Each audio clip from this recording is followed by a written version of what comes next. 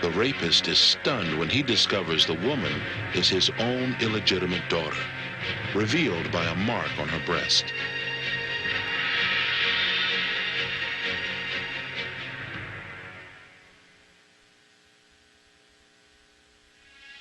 At the climax of the film, the white mob captures the black family. Jasper Landry and his wife are beaten and then lynched for a crime they didn't commit. The problem Mr. Micheaux had when he ran it in the Peking Theater in Chicago, where they just had a race riot.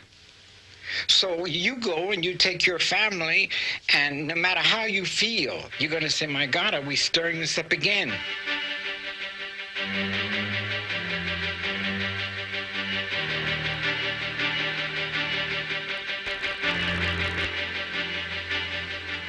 They didn't want to see it. That's all. Get it out of here, because it's making it tough for us.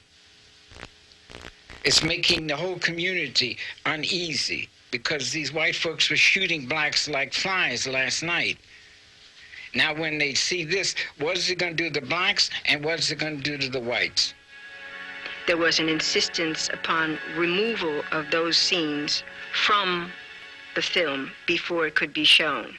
And Micheaux at times did remove some of the lynching scenes from the film in order to show it in one town. And then he would reinsert the same material back again and advertise the film as the uncut version. It was so sensitive an area that the film did not have a broad exposure beyond more than a year or two, and the film was buried, only to resurface like 60 years later.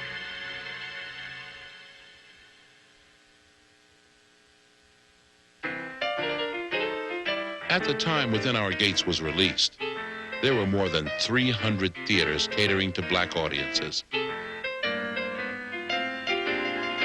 Storefront theaters like Mott's Pekin in Chicago,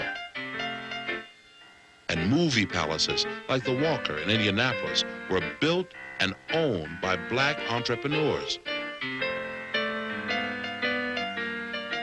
By the early 20s, the race movie industry was flourishing. Colored motion pictures, said one New York newspaper, are in great demand.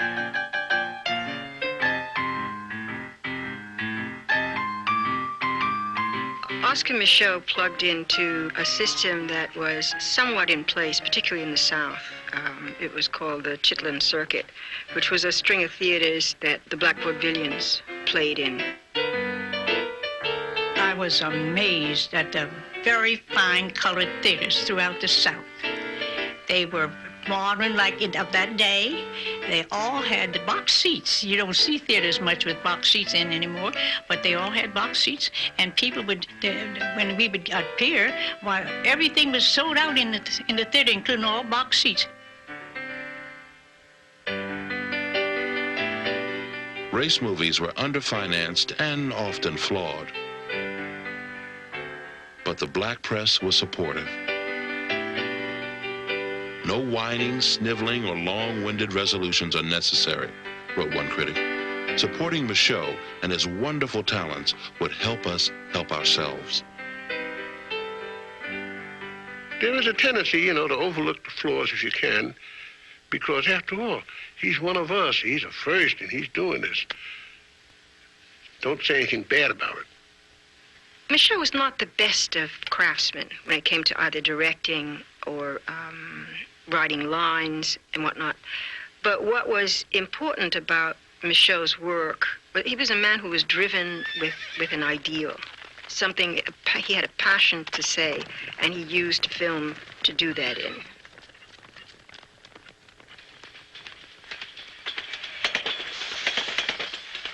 Race movies never really became a part of the cultural explosion taking place in Harlem in the mid-20s.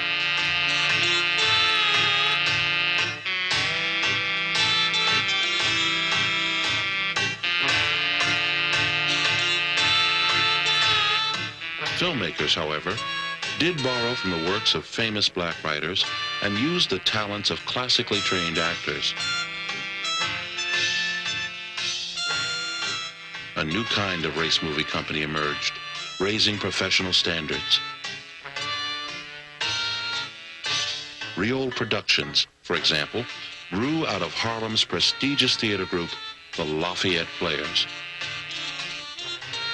Popular theater actors became screen idols.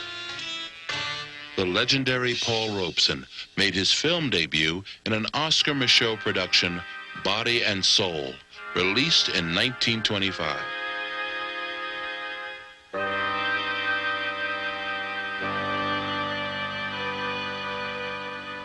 In true Micheaux style, he cast Robeson, a minister's son, as a philandering alcoholic preacher. He creates a preacher who is corrupt, who drinks in the pulpit, and that incensed an area of his audience. So much so that this film also disappeared for a while and did not get a great deal of exposure because of its content and treatment of the black minister. Oscar Micheaux argued that he was only trying to present the truth, to lay before the race a cross-section of its own life, to view the colored heart from close range. It's sort of like being shown nude, you know? You resent that kind of exposure, and you wake up in a cold sweat when you dream that you were naked in front of a whole lot of people.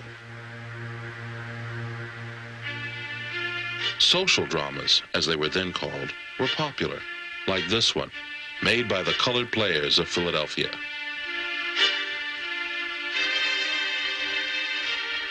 The film 10 Nights in a Barroom, a revival of an old temperance piece, takes a new twist in the film version because it's commenting on not only drunkenness, but on battering, on domestic violence.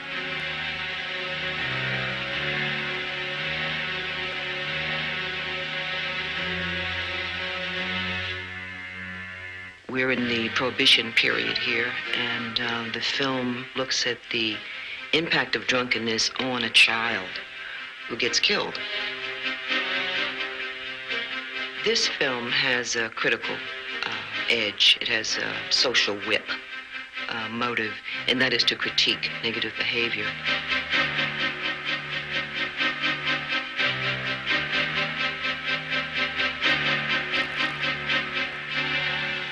In 1927, the Colored Players also produced this painful look at class prejudice within black society, The Scar of Shame. The hero, a concert pianist, rescues a beautiful but impoverished woman from her abusive alcoholic father.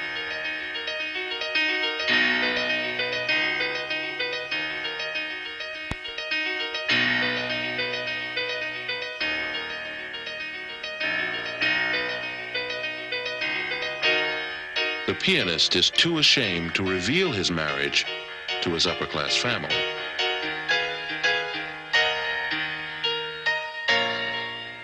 Feeling rejected, his despairing wife eventually commits suicide. The treatment of the heroine in Scar of Shame raises a number of questions about not only the characterization of black women in race films, but about the relationship of those films, you know, how reflective they were of actual life. There was this notion that a woman or a lady was precious, non-thinking, sort of a non-being, a commodity, a cherished object, who had to marry somebody in order to be protected from somebody else. Popular as these films were, it was hard for race movies to make money. Every producer cut corners, but Oscar Micheaux's talent for penny pinching was legendary. In the office came a lady with a beautiful squirrel coat. he had her go into another room because he had saw, the minute he saw the fur coat, he felt to himself, I'm going to have Shingsy get into that coat and take her downstairs and have her photographed coming out of this building, which he did. We did it hurriedly because he didn't want the lady to know her coat was out of the building. And after which we came back in, and he never let on. And that was just one of the little tricks he had in getting pieces of film together, which he would use in many, many pictures. I don't know, I never knew where they were used, but I know that he had them compiled. With the arrival of talkies in 1927, production costs skyrocketed.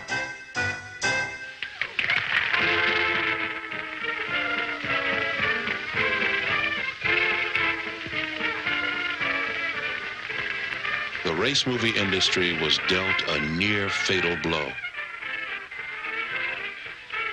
When the crash came in 1929, black-owned race movie companies, already vulnerable, all but disappeared. Micheaux barely hung on. After he was bankrupt a couple of times, doing it like everybody else did it, he went to Frank Schiffman, who owned the Apollo. And they'd give him the advance money because they knew they would get it back in their 3 Harlem theaters. With his new white partners, Oscar Micheaux went on to make The Exile in 1931. You caused me to leave school. You taught me to smoke those filthy reefers, to drink, to gamble, to do the many evil things that have ruined me. I wanted to finish my education. I wanted my degree. Oh, will you hush? For God's sake, hush! Oh, you set me crazy. I don't want to hear no more about education. Education! We've got too many educated Negroes now in this country, loaded down with degrees and starving to death. Micheaux continued to preach about the evils of city life and to exploit the delicate subject of artificial color barriers with his one drop of black blood romances. But life is like that. If people could all see alike and feel alike, there'd be no politics, no race prejudice. How even-tempered you are, Frank. When he had contact, physical contact between 2 people, and one of them looked white, some disgruntled patron would go out and says, he's got this nigger in there hugging a white woman. And then the lid would drop on him. Despite the social and financial pressures, Oscar Micheaux was the only race movie producer to make the transition to sound.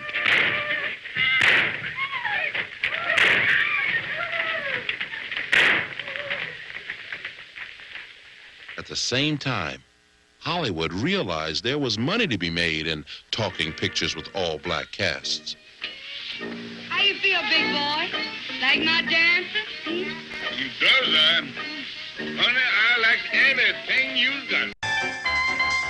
With the arrival of talkies in 1927, production costs skyrocketed.